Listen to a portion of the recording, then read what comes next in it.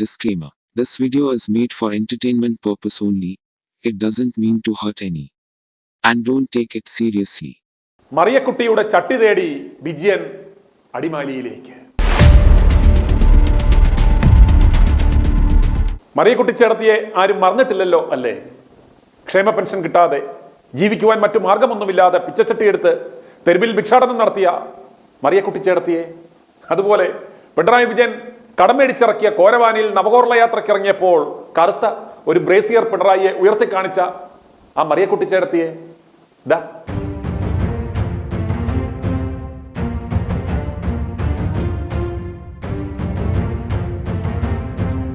കാണം വിറ്റും ഓണമുണ്ണണമെന്നാണ് പണ്ടേതോ കാവറുക്കി പറഞ്ഞു വെച്ചത്.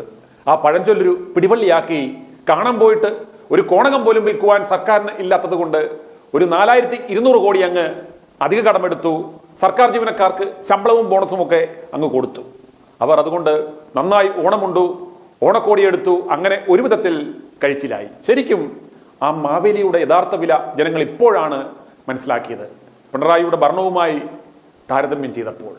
അങ്ങനെ വയനാട് ദുരന്തത്തിന്റെ മറവിലും ഷിരൂർ അപകടത്തിന്റെ മറവിലും ഹേമ കമ്മിറ്റി റിപ്പോർട്ടിന്റെ പച്ചയിലും നിലമ്പൂർ മൂരിയുടെ നാടകത്തിന്റെ മറവിലും ജനങ്ങളെ യഥാർത്ഥ പ്രശ്നങ്ങളിൽ നിന്ന് അകറ്റി അവരുടെ ശ്രദ്ധ മാറ്റി ഇനി ഏക പ്രതീക്ഷ നിപ്പയിലും എംബോക്സിലുമാണ്. ശ്രദ്ധ തിരിക്കൽ മാത്രമല്ല, അടുത്ത ഒരു തീവട്ടിക്കുള്ളയ്ക്കുള്ള ഒരു മാർഗവുമാകും കാര്യത്തിലേക്ക് കടക്കാം. അങ്ങനെ തട്ടിയും മുട്ടിയും ഓണം കഴിഞ്ഞു. ഇനി അടുത്ത മാസത്തെ ശമ്പളം കൊടുക്കണം, ക്ഷേമ പദ്ധതികൾക്കുള്ള പണം കണ്ടെത്തണം, ദർബാറിനുള്ള പണം ഒപ്പിക്കണം. എന്തു ചെയ്യും? ബക്കറ്റ് പിരിവ് മാത്രമേ വിഭവസമാഹരണത്തിനായി പഠിച്ചിട്ടുള്ളൂ. അതുകൊണ്ട് കേന്ദ്രത്തിന്റെ മുന്നിൽ പോയി അന്തസ്സായി ഇരക്കുകയല്ലാതെ വേറെ യാതൊരു മാർഗവുമില്ല നിലവിൽ. ഇതാണ് പ്രമുഖ സാമ്പത്തിക ശാസ്ത്രജ്ഞൻ ബാലഗോപാലൻ സഖാവിന്റെ മനസ്സിലുള്ള ഇതുവരെ എടുത്ത് പുറത്തിടാത്ത ആ വിർജിൻ പ്ലാൻ ബി. വൃത്തിയായി ഇരക്കുക, അത്ര തന്നെ. അതിനായി അടിമാലിയിലേക്ക് മറിയക്കുട്ടിയുടെ ആ പഴയ ചട്ടി പൊട്ടിപ്പോയില്ലെങ്കിൽ എടുത്തുകൊണ്ടുവരുവാൻ ഹെലികോപ്റ്റർ അയക്കുവാനും തീരുമാനമായി. അതിനും ഒരു ഓട്ടം വേണ്ടേ? ചട്ടിയെങ്കിൽ ചട്ടി, വട്ടിയെങ്കിൽ വട്ടി. ഇനി ഒരു അത്ഭുതം സംഭവിക്കുന്നതുവരെ കേരള നാട്ടിൽ മുടിഞ്ഞ സാമ്പത്തിക പ്രതിസന്ധി ആയതിനാൽ ട്രഷറി നിയന്ത്രണം ഏർപ്പെടുത്തിയതായി സർക്കാർ പ്രഖ്യാപിച്ചു. കന്നിമാസമായതിനാൽ പട്ടികളുടെ സൗകര്യാർത്ഥമാണ് ശൂന്യമായ വിശാലമായ ആ ട്രഷറി പട്ടികൾക്ക് ഉല്ലസിക്കുവാനും ഉല്ലാസത്തിൽ സജീവമായ പട്ടികൾക്ക് പിന്നീട് മനസ്സമാധാനത്തോടെ പെറ്റുകിടക്കാനുമായി ട്രഷറി തുറന്നു കൊടുക്കുവാനും തീരുമാനമായത്. അച്ചോട സന്തോഷം കണ്ടില്ലേ? ഇന്നു മുതൽ 5 ലക്ഷം രൂപയിൽ അധികമുള്ള ബില്ലുകൾ ഇനിയൊരു അറിയിപ്പുണ്ടാകും വരെ മാറി നൽകില്ല, എടുത്തു മാറ്റിവെക്കും. വേണ്ടപ്പെട്ടവരും അത്യാവശ്യക്കാരുമാണെങ്കിൽ 5ന്റെ പല ബില്ലുകളായി കൊടുത്താൽ മാറ്റിക്കൊടുക്കും. മൊത്തം തുകയുടെ 2% മാത്രം നൽകിയാൽ ഈ സേവനം കരാറുകാർക്ക് പ്രയോജനപ്രദമാക്കാം. 12% ബാങ്ക് വായ്പയേക്കാൾ ഭേദമല്ലേ ഇതെന്നാണ് അണ്ണന്മാർ ചോദിക്കുന്നത്. സത്യമല്ലേ? ഇതിന് തൊട്ടു മുമ്പ് 25 ലക്ഷമായിരുന്നു പരിധി. ഇപ്പോൾ വന്ന് 5-ലെത്തി അടുത്തയാഴ്ച 1000 രൂപ വരെ എത്താൻ സാധ്യതയുണ്ട് എന്നാണ് ലക്ഷണശാസ്ത്രകാരൻ തമ്പാനൂർ സോമൻ കവട നിരത്തി നോക്കി പറഞ്ഞത്. വിഴിഞ്ഞം പോർട്ട് പണിക്കായി കല്ലുവാരിയിടുവാൻ ഒരു 1000 കോടി ഉറപ്പിക പാവപ്പെട്ട അദാനി മുതലാളിക്കായി ക്ഷേമ പെൻഷൻ കൊടുത്തില്ലെങ്കിലും സർക്കാരിന് അല്പം ടൈറ്റായി എന്ന് പറയാൻ പറഞ്ഞു.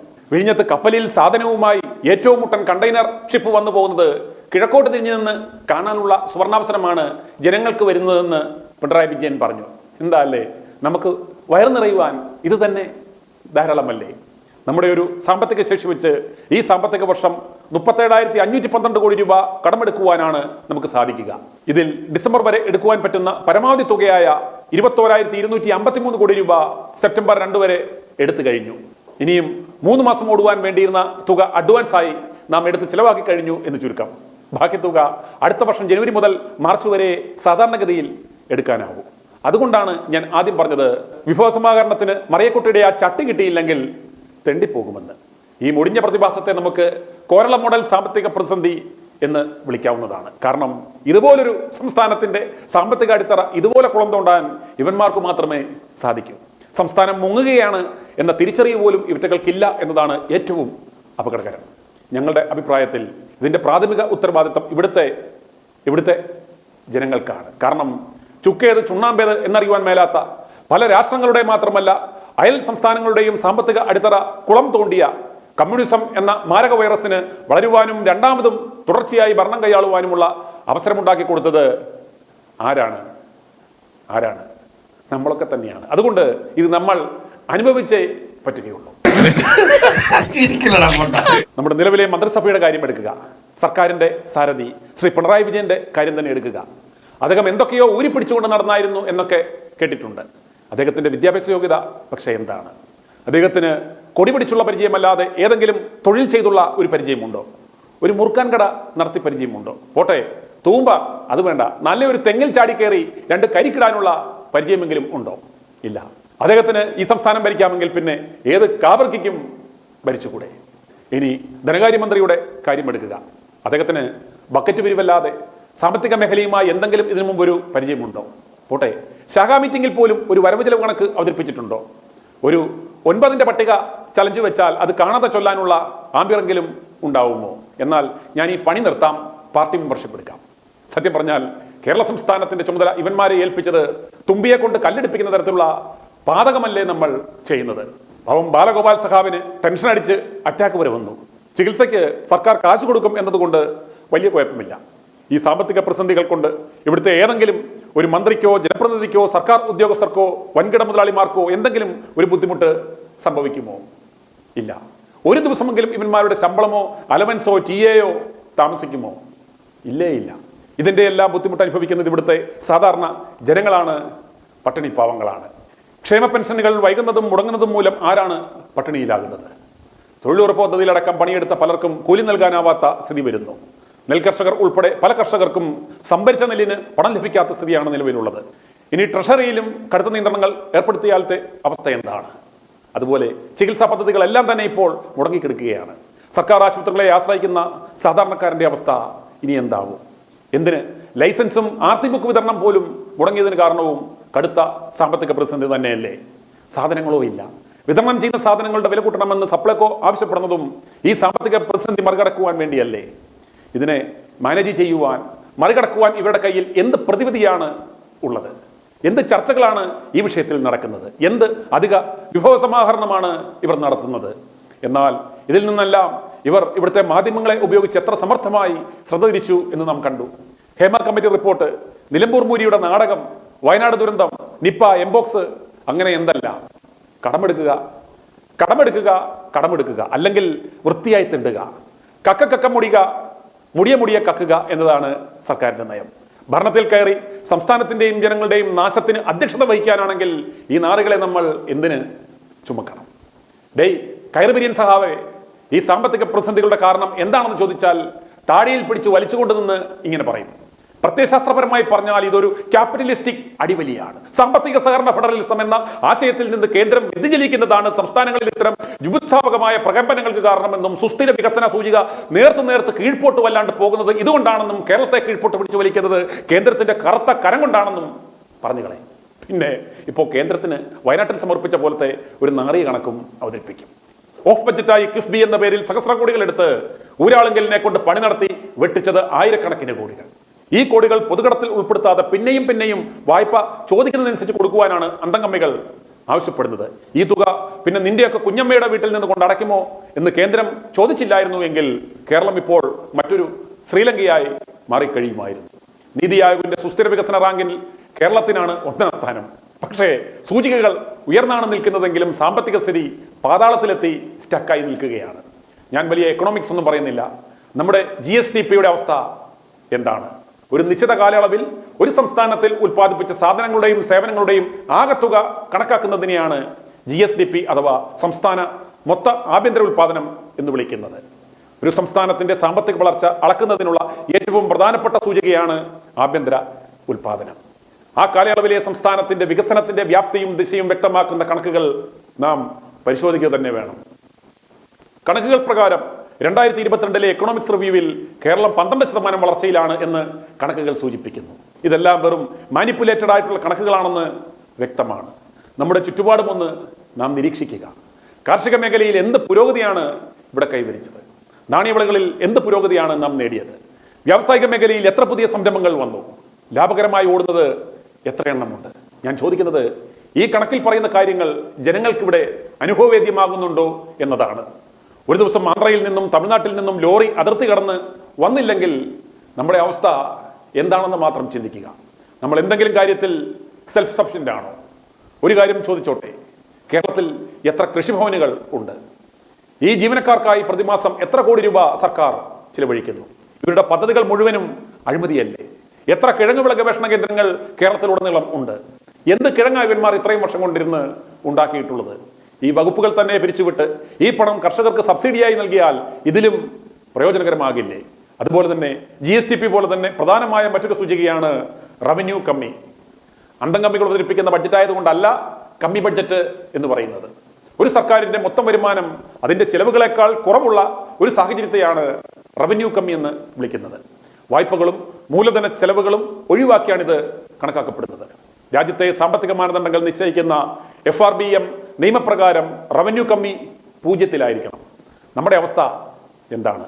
പെൻഷന്റെയും ശമ്പളത്തിന്റെയും ചിലവ് നോക്കിയാൽ കേരളത്തിന്റെ കണക്ക് മറ്റെല്ലാ സംസ്ഥാനങ്ങളെക്കാളും വളരെ അധികമാണെന്ന് വ്യക്തമാണ്.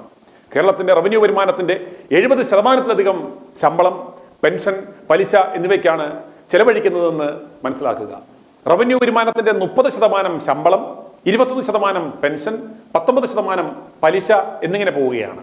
ശമ്പളവും പെൻഷനും പലിശയും കൊടുത്തു കഴിഞ്ഞ് കേരളം ക്ഷേമകാര്യങ്ങൾക്ക് മുൻതൂക്കം നൽകുന്ന സംസ്ഥാനമായതിനാൽ കടമെടുപ്പ് തുടർന്നേ മതിയാവൂ എന്ന വരട്ട് ന്യായം സർക്കാർ വീണ്ടും ഉന്നയിച്ചേക്കാം. ഈ ഡെഫിസിറ്റ് കുറയ്ക്കുവാൻ ഇവന്മാർക്ക് എന്ത് പ്ലാനാണ് ഉള്ളത്? ഓർക്കുക, കർണാടകയേക്കാൾ കടം വാങ്ങുന്ന കേരളം പക്ഷേ തമിഴ്നാടും കർണാടകയും മൂലധന നിക്ഷേപത്തിനായി ചെലവഴിക്കുന്നതിനേക്കാൾ കുറവ് തുകയെ ചെലവഴിക്കുന്നുള്ളൂ. അതിനർത്ഥം കടം വാങ്ങുന്ന തുകയിൽ വലിയ ശതമാനം റവന്യൂ അനാപത്ത ചെലവുകളിലേക്കാണ് പോകുന്നതെന്നാണ്. സംസ്ഥാനത്തിന് കടം ആശങ്കയാകുന്നത് ഈ ഘട്ടത്തിലാണ്. അതിലുപരി സംസ്ഥാനത്തിന് മറ്റൊന്നിനും ചെലവഴിക്കുവാൻ പണമില്ലാത്ത തരത്തിൽ ശമ്പളവും പെൻഷനും പലിശയും ഖജനാവിനെ മുറുക്കി വലിക്കുമ്പോൾ ഒരു വശത്ത് സംസ്ഥാനത്ത് മറ്റ് നിക്ഷേപങ്ങൾക്കും അതുവഴി കൂടുതൽ സാമ്പത്തിക ഇടപാടുകൾക്കുമുള്ള അവസരമാണ് ഇവർ ഇല്ലാതാക്കുന്നത്. സംസ്ഥാനത്തിന്റെ കടം ആശങ്കയാകുന്നത് ഈ ഘട്ടത്തിലാണ്. വികസിത രാജ്യങ്ങളടക്കം കടമെടുക്കാറുണ്ട്. കടം വാങ്ങുകയും ചെലവഴിക്കുകയും ചെയ്യുന്നത് സാമ്പത്തിക വ്യവസ്ഥയുടെ അടിസ്ഥാനപരമായ സ്വഭാവമാണ്. എന്നാൽ കടം വാങ്ങുന്ന തുക എന്തിൽ ചെലവഴിക്കുന്നു എന്നത് ഇനിയെങ്കിലും കേരളം പരിശോധിക്കേണ്ടതുണ്ട്. നിലവിലെ സാമ്പത്തിക പ്രതിസന്ധിയേക്കാൾ സംസ്ഥാനത്തെ ഗുരുതരമായി ബാധിക്കുവാൻ പോകുന്ന പ്രശ്നമായിരിക്കും മൂലധന നിക്ഷേപത്തോടുള്ള ഈ വിമുഖത. കിഫ്ബിയുടെ മറവിൽ കൊള്ള നടത്തുവാൻ വേണ്ടി എത്രായിരം കോടികളുടെ പദ്ധതിയാണ് ഇവർ നടത്തിയിരിക്കുന്നത്. പ്രൊഡക്റ്റീവായി എന്ത് പ്രയോജനമാണ് സംസ്ഥാനത്തിന് ഈ പദ്ധതികൾ കൊണ്ട് ഇതുവരെ ലഭിച്ചിരിക്കുന്നത്? അതുപോലെ വരുമാനം ഉറപ്പാക്കുന്നതിലും വലിയ പാളിച്ചകളാണ് സംസ്ഥാനത്ത് ഉണ്ടായിക്കൊണ്ടിരിക്കുന്നത്. ഒരു സംസ്ഥാനത്തിന്റെ സമ്പദ്ഘടനയെ കാര്യമായി ബാധിക്കുന്ന ഘടകമാണ് നികുതി വരവ്. GSTക്ക് ശേഷം നികുതി ഘടന അടിമുടി മാറിയപ്പോൾ GST കൊണ്ട് കേരളത്തിന് വലിയ ഗുണമാകും എന്നതായിരുന്നു സാമ്പത്തിക വിദഗ്ധരുടെ വിലയിരുത്തൽ. എന്നാൽ പ്രസ് ഇൻഫർമേഷൻ ബ്യൂറോ പുറത്തുവിട്ട കണക്കനുസരിച്ച് 2022, 2023 കാലഘട്ടത്തിൽ GST പിരിക്കുന്നതിൽ മറ്റ് സംസ്ഥാനങ്ങളെ അപേക്ഷിച്ച് കേരളത്തിന് വളർച്ച നേടുവാനായില്ല. ഹരിയാന 11%, UP, രാജസ്ഥാൻ 12%, പഞ്ചാബ്, മഹാരാഷ്ട്ര 14% വീതം, തമിഴ്നാട് 9% വീതം, പശ്ചിമബംഗാൾ 8% എന്നിങ്ങനെയാണ് GST വളർച്ചാ നിരക്ക് ഇക്കാലയളവിൽ നേടിയത്. അതേസമയം കേരളത്തിന് 5% മാത്രമേ ഇക്കാലയളവിൽ വളർച്ച നേടുവാനായുള്ളൂ. CAG ഓഡിറ്റ് റിപ്പോർട്ടിൽ കേരളത്തിന്റെ നികുതി പിരിവിൽ കാര്യമായ വീഴ്ചയുണ്ടായിട്ടുണ്ടെന്ന് കണ്ടെത്തിയിട്ടുണ്ട്. തമിഴ്നാട്, ആന്ധ്ര, കർണാടക സംസ്ഥാനങ്ങളിൽ ആകെ വരുമാനത്തിന്റെ 60%-ഓ അതിൽ കൂടുതലോ നികുതിയിൽ നിന്നാണെങ്കിൽ കേരളത്തിൽ 55-ന് അടുത്തേക്ക് എത്തിയത് 2017-2018 കാലഘട്ടത്തിൽ മാത്രമാണെന്ന് മനസ്സിലാക്കുക. ഈ വ്യത്യാസം കേരളത്തിന്റെ നികുതി ഘടനയുടെ പ്രത്യേകത കൊണ്ടാണെന്ന് വാദിക്കാമെങ്കിലും CAG ഓഡിറ്റ് റിപ്പോർട്ടിലെ കണ്ടെത്തലുകൾ ആ വാദം ശരിയല്ലെന്ന് സമർത്ഥിക്കുന്നു. ഓഡിറ്റ് റിപ്പോർട്ടിലെ കണ്ടെത്തലുകൾ പ്രകാരം നികുതി പിരിവിൽ ഉദ്യോഗസ്ഥരുടെ ഗുരുതരമായ അനാസ്ഥ കൊണ്ട് മാത്രം കുറഞ്ഞത് 150 കോടി രൂപയുടെ നഷ്ടം സംസ്ഥാനത്തിന് കഴിഞ്ഞ സാമ്പത്തിക വർഷം ഉണ്ടായിട്ടുണ്ട്. മോട്ടോർ വാഹന നികുതി പിരിക്കുന്നതിലെ പിഴവുകൾ കാരണം 72.98 കോടിയുടെ നഷ്ടമുണ്ടായിട്ടുണ്ട്. കഴിഞ്ഞ സാമ്പത്തിക വർഷത്തിൽ സംസ്ഥാനത്തിന്റെ എക്സൈസ് നികുതിയിൽ 489.17 കോടി രൂപയുടെ കുറവാണ് ഉണ്ടായത്. അതെല്ലാം കോഴയായി ഇവന്മാർ കൈപ്പറ്റി. ഭൂനികുതിയിലും വളരെയേറെ കുറവ് വന്നിട്ടുണ്ട്. നികുതി വരുമാനത്തിൽ കേരളം അടിയന്തരമായി ശ്രദ്ധിക്കേണ്ടതിന്റെ ആവശ്യകതയെക്കുറിച്ച് സാമ്പത്തിക ശാസ്ത്രജ്ഞന്മാരും മറിച്ചല്ല പറയുന്നത്. ഇതെന്തുകൊണ്ട് സംഭവിച്ചു? ഉദ്യോഗസ്ഥരും സർക്കാരും തമ്മിലുള്ള അവിശുദ്ധ ബന്ധം കൊണ്ട് മാത്രമാണ് ഇതെല്ലാം സംഭവിച്ചത്. കോടീശ്വരന്മാരായ ബിസിനസ്സുകാരുടെ കയ്യിൽ നിന്നും നികുതികൾ ഈടാക്കാതെ പാവങ്ങളെ പെറ്റിയടിച്ചും പെനാൽറ്റി ചുമത്തിയും ഊറ്റുന്നു. ഇപ്പോൾ ഗത്യന്തരമില്ലാതെ പിച്ചച്ചട്ടിയുമായി നിൽക്കുന്നു. ഈ കാര്യങ്ങൾ മനസ്സിലാക്കുവാൻ ഒരു സാമ്പത്തിക ശാസ്ത്രജ്ഞൻ ആവേണ്ട ആവശ്യമില്ല. അമർത്യ സെന്നിന്റെ ബുക്ക് വായിക്കേണ്ട ആവശ്യമില്ല. ഒരു സാമാന്യ ബുദ്ധിയുള്ള മനുഷ്യന് 1 മണിക്കൂർ ഇരുന്ന് റെഫർ ചെയ്താൽ മനസ്സിലാകുന്ന കാര്യങ്ങളേ ഉള്ളൂ ഇതെല്ലാം. സംസ്ഥാനത്തെ ക്ഷേമപ്രവർത്തനങ്ങൾ ഇതേ തോതിലെങ്കിലും നിലനിർത്തിക്കൊണ്ടു പോകുവാൻ സാധിക്കാതിരിക്കുകയും സമ്പദ് വ്യവസ്ഥയെ കൂടുതൽ ബലഹീനമാക്കുകയും ചെയ്യുന്ന ഉടായിപ്പ് അന്തംകമ്പി പരിഷ്കരണത്തെ കേരള മോഡൽ എന്ന് ഉയർത്തിക്കാണിക്കുവാൻ ഒരു ഉളുപ്പും ഇവന്മാർക്കില്ലല്ലോ എന്നോർക്കുമ്പോഴാണ് ആശങ്ക ഉണ്ടാവേണ്ടുന്നത്. ആഭ്യന്തര നിക്ഷേപം കൂട്ടാതെ കേരളത്തിന് മുന്നോട്ടുള്ള യാത്ര കഠിനമാകുമെന്ന് തന്നെയാണ് സാമ്പത്തിക മേഖലയിലെ വിദഗ്ധരും അഭിപ്രായപ്പെടുന്നത്. നിലവിലെ വിഭവസമാഹരണം എന്താണ്? മദ്യത്തിന്റെ ടാക്സ് കൂട്ടുക, കൂടുതൽ ബാറുകളും ബിവറേജ് ഔട്ട്ലെറ്റുകളും തുറക്കുക, കുടിച്ചിട്ടിറങ്ങുന്നവന് പെറ്റിയടിക്കുക, മദ്യപിച്ച് വാഹനം ഓടിക്കുന്നവർക്ക് പിഴ കൊടുക്കുക, പോലീസുകാരെയും ക്യാമറയും ഉപയോഗിച്ച് തെരുവിൽ പിടിച്ചു പറിക്കുക, പരമാവധി ക്വാറികൾക്ക് അനുമതി നൽകുക, മണൽ വാരേണ്ടവർക്കെല്ലാം ആവശ്യത്തിന് പെർമിഷൻ കൊടുക്കുക, ലോട്ടറി കച്ചവടം കൂട്ടുക, കള്ള് പോഷകപ്രദമാണെന്ന് പറഞ്ഞ് ഷാപ്പ് തുടങ്ങുക, ചിട്ടിക്കച്ചവടം നടത്തുക. ഇതൊക്കെയാണ് നമ്മുടെ കമ്മി വിഭവസമാഹരണം. ഇത്തരം കടുത്ത സാമ്പത്തിക പ്രതിസന്ധികൾ ഉണ്ടാകുമ്പോൾ, പട്ടിണി ഉണ്ടാകുമ്പോൾ ജനങ്ങൾ അവരുടെ ആകെയുള്ള സ്വർണം കൊണ്ട് മൊത്തമൂറ്റ്, കൊശവമറ്റം, പോച്ച, കോകുലൻ തുടങ്ങിയ ഇവരുടെ കള്ളപ്പണം നിക്ഷേപിച്ചിരിക്കുന്ന സ്ഥാപനങ്ങളിലും മൈക്രോ ഫിനാൻസ് സ്ഥാപനങ്ങളിലും കൊണ്ട് പണയം വെക്കും. ഒടുക്കം അവന്റെ ആധാരം വരെ ഇവന്മാർ കൊണ്ടുപോകും. എന്നിട്ട് അടുത്ത സാമ്പത്തിക വർഷം 1-ാം പേജിൽ ഇങ്ങനെ വാർത്ത വരും: മൊത്തമൂറ്റിന് കഴിഞ്ഞ സാമ്പത്തിക വർഷം 500 മടങ്ങ് അറ്റാദായം, മുഖ്യമന്ത്രി പതക്കവും സമ്മാനിക്കുന്നു. കടക്കണിയിൽപ്പെട്ട് ആത്മഹത്യ ചെയ്തവന്റെ വാർത്ത ചരമപേജിൽ പോലും വാലും തലയുമില്ലാതെ ലോക്കൽ പേജുകളിൽ പ്രത്യക്ഷപ്പെടും. ഒരു കാര്യം മനസ്സിലാക്കുക, ഇതിനൊരു മാറ്റം വരണമെങ്കിൽ ജയിലിൽ പോയാലും വേണ്ടില്ല, അടിപടലം കക്കണം എന്ന് പറഞ്ഞ് തീവട്ടിക്കുളം നടത്തുന്ന ഈ തീവട്ടികളെ ഓടിക്കുക തന്നെ വേണം. പകരം തലയിൽ ആൾതാമസമുള്ള, വിഷനുള്ള, ഫിനാൻഷ്യൽ മാനേജ്മെന്റിൽ പ്രാവീണ്യമുള്ള ഇത്തരം പ്രവൃത്തികൾ ചെയ്ത് എക്സ്പോഷറുള്ള മിടുക്കന്മാരെ നാം ജയിപ്പിച്ചെടുക്കണം. അതിന് പാർട്ടി അധിഷ്ഠിതമായ പാർട്ടിസൺ പൊളിറ്റിക്സ് തകർന്നേ മതിയാകും. അങ്ങനെ കഴിവുള്ളവർ മുന്നോട്ട് വരണം. അവരുടെ പിന്നിൽ ജനങ്ങൾ അണിനിരക്കും എന്നതിൽ യാതൊരു സംശയവുമില്ല. ജനങ്ങൾ ജനാധിപത്യത്തെ ശപിച്ചു പോകുന്നത് മാധ്യമങ്ങളിൽ ഈ വേട്ടാവളിയന്മാരുടെ മുഖം കാണുമ്പോഴാണ്. കാശ് കൊടുത്ത് പേപ്പട്ടിയെ തീറ്റിപ്പൊട്ടുന്ന ജനങ്ങൾ എന്നിട്ട് വീമ്പിളക്കുകയാണ് പ്രബുദ്ധ കേരളമെന്ന്. Disclaimer: This video is made for entertainment purpose only. It doesn't mean to hurt any. And don't take it seriously. i2i News, an eye for truth. i2i News subscribe ചെയ്തിട്ടില്ലാത്തവർ ഇപ്പോൾ തന്നെ സബ്സ്ക്രൈബ് ചെയ്യുക. നോട്ടിഫിക്കേഷൻ ലഭിക്കുവാൻ bell ബട്ടണും അമർത്തുക.